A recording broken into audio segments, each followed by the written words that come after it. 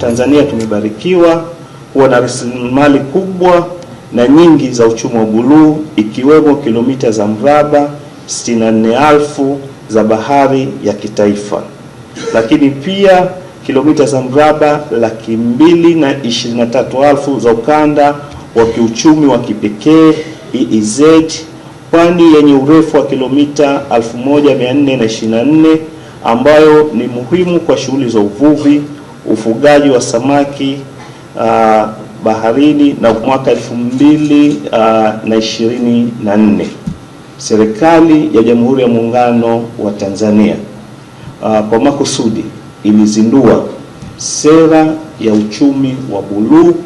pamoja na mkakati wa utekelezaji wa sera ya uchumi wa buluu.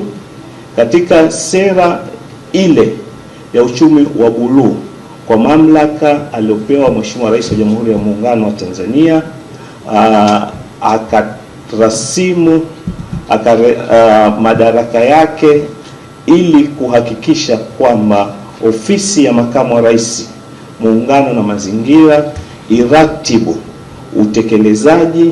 wa sera ya uchumi wa buluu. Tokea mwaka jana, Ofisi ya Makamu wa Rais Muungano wa Mazingira imekuwa ikiratibu utekelezaji huo, na ndio maana mwaka huu rasmi tukapata instrument ama nguvu za kisheria kupitia utaratibu wa kisheria, na ndio maana leo hii kuna kaimu mkurugenzi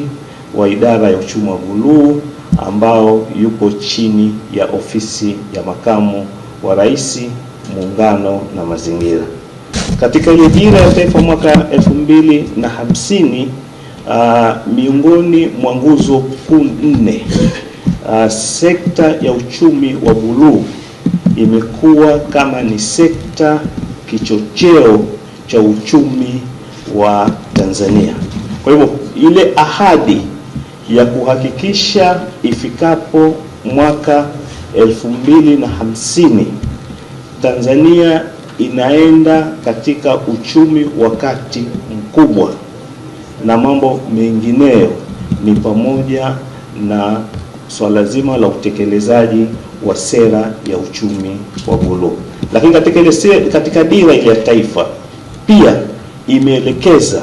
kwamba ifikapo mwaka 2050 uchumi wa buluu iwe ni miongoni mwa sekta ambayo kiongozi katika kuchangia uchumi wa taifa.